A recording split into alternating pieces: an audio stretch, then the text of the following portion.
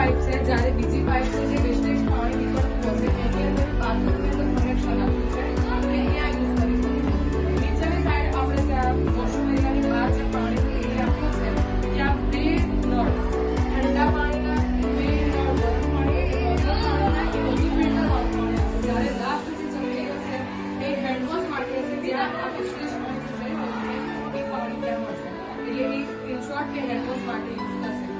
અધર હા એક વસ્તુ ધ્યાન રાખવાની છે કે ઠંડા પાણીના કે નોર્મલ પાણીમાં ફિલ્ટર વાળા પાણીમાં